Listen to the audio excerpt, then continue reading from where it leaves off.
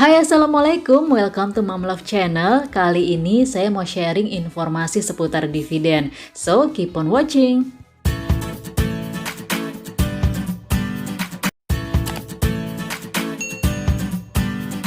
Salah satu keuntungan dari menjadi investor atau memiliki saham adalah dari dividen. Apa itu dividen? Pengertian gampangnya yaitu saat emiten memperoleh laba atau keuntungan dari kegiatan usahanya, maka dia akan membagikan keuntungan tersebut kepada para investor yang memiliki sahamnya. Apakah semua emiten yang listing di Bursa Efek Indonesia akan membagikan dividen? Jawabannya tidak, karena tidak semua emiten mau membagikan keuntungannya kepada pemegang sahamnya. Dan hal ini sah-sah saja karena labanya bisa digunakan sepenuhnya untuk mengembangkan usahanya. Besarnya dividen masing-masing perusahaan berbeda-beda tergantung dari besaran dividen yield-nya. Dividen yield yaitu rasio keuangan yang digunakan untuk mengukur berapa besar tingkat keuntungan yang dibagikan oleh perusahaan ke pemegang saham. Nah, dalam setahun dividen ini bisa dibagikan 1-2 kali. Sebagai acuan, perusahaan apa saja yang memberikan dividen menarik, kita bisa cek daftarnya langsung di aplikasi trading sekuritas kita. Nah, untuk pengguna iPod, kita bisa akses informasinya dengan cara buka menu stok, kemudian cari submenu sektoral, dan pilih tulisan IDX High Div 20 yang ini. Kemudian tekan gambar list ini, maka akan muncul 20 daftar emiten yang membagikan dividen paling tinggi. Atau cukup dengan googling, maka informasinya akan muncul dan bisa kita akses melalui website Bursa Efek Indonesia dan portal berita bisnis lainnya seperti CNBC, Kontan, dan lain-lain. Sebagai referensi, berikut ini adalah 10 emiten yang membagikan dividen dengan nilai tertinggi di tahun 2020. Bisa kita lihat ada sektor pertambangan, sektor perbankan, dan lain-lain. Sebagai contoh, jika kita punya 10 lot saham PTBA di harga 2050, maka hanya dengan uang sebesar 2.050.000 kita sudah bisa mendapatkan dividen sebesar 326.000. Perhatikan juga dividen yield-nya yang jauh lebih besar dari persentase keuntungan kalau kita investasi di deposito misalnya. Apakah besaran dividen tiap tahun selalu sama? Tentunya berbeda tergantung dari keuntungan perusahaan yang didapat dan hasil dari keputusan rapat umum pemegang saham. Misalnya untuk tahun 2021 ini pasti banyak mengalami perbedaan karena efek pandemi yang berpengaruh ke semua sektor. Daftar saham yang tergabung dalam indeks High Dividend 20 ini biasanya akan diupdate setiap setahun sekali. Berikut ini adalah daftar untuk periode terbaru mulai dari Februari 2021 sampai dengan Januari 2022. Bisa kita lihat di sini PT Gudang Garam dan Matahari Department Store keluar dari daftar tersebut dan digantikan oleh Pura Delta dan Waskita. Hal ini tidak terlepas dari efek pandemi yang banyak mengakibatkan penurunan laba, bahkan kerugian yang akhirnya berpengaruh ke besaran dividen yield-nya.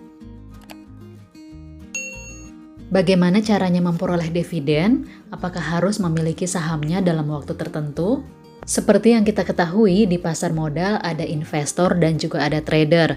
Fokus utama investor adalah dividen, tapi bukan berarti trader tidak bisa memperoleh dividen, karena pemilik saham tetap bisa memperoleh dividen walaupun hanya memilikinya dalam 1 hari.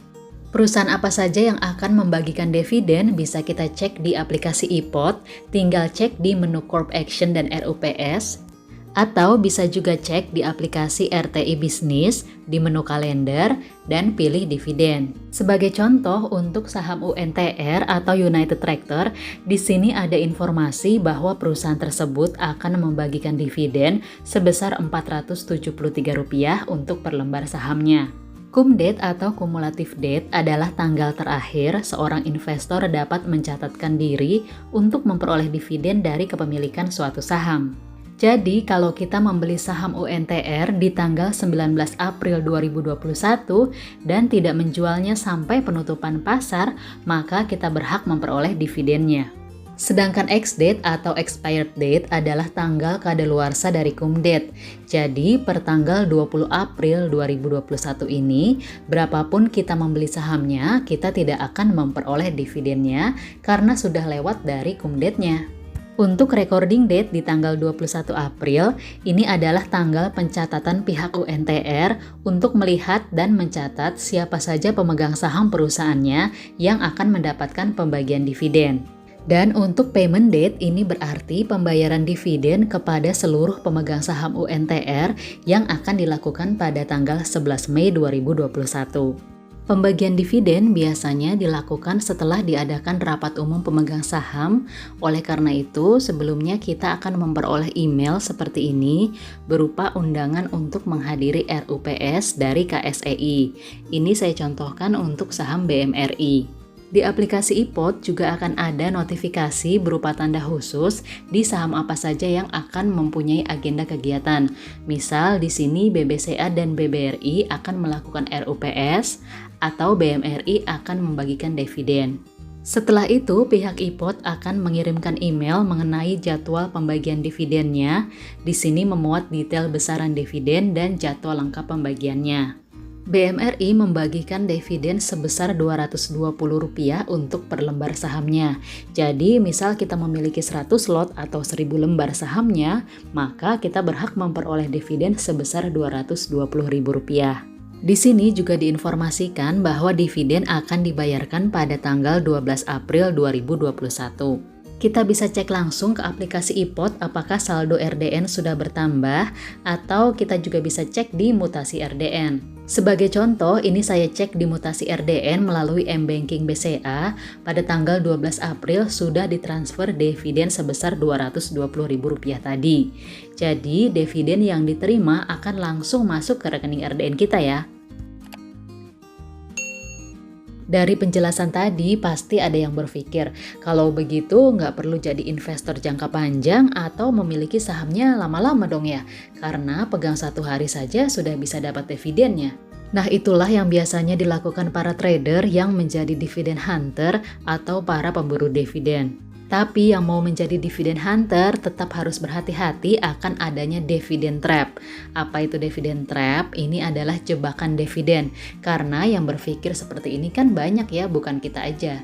Jadi dividen trap adalah kondisi di mana dividen yield dibuat tinggi sehingga saham menjadi menarik untuk dibeli. Padahal harga saham tersebut sedang downtrend. Nah, alhasil trader terjebak membeli sahamnya di harga tinggi sedangkan setelah kumdet harganya terus turun. Sebagai contoh, ada suatu saham yang membagikan dividen yang tanggal kumdetnya ada di candlestick yang ini. Dan sejak RUPS mengumumkan pembagian dividen, banyak yang membeli hingga akhirnya harga terdorong naik. Tapi setelah itu di ex-date-nya harga turun mengikuti penjualan besar-besaran setelah kumdet seperti ditunjukkan candlestick yang langsung drop di titik ini. Nah, kalau seperti ini keuntungan dari dividen akhirnya bisa berubah menjadi kerugian. Lalu bagaimana caranya terhindar dari dividen trap? Yang pertama, apapun yang kita lakukan di pasar saham jangan sampai FOMO atau sekedar ikut-ikutan. Oleh karena itu, kita harus melakukan analisa sahamnya dulu, apakah sedang uptrend atau downtrend. Berikutnya, yang paling aman tentunya dengan cara membeli jauh hari sebelum kumdet atau sebelum RUPS, di mana saat itu harga masih di bawah atau under value. Jadi, misal harga turun karena dividen trap, kita tetap memperoleh keuntungan. Nah, cara ini memang merupakan keuntungan dari menjadi investor jangka panjang ya, karena sudah memiliki sahamnya dari harga rata-rata yang rendah.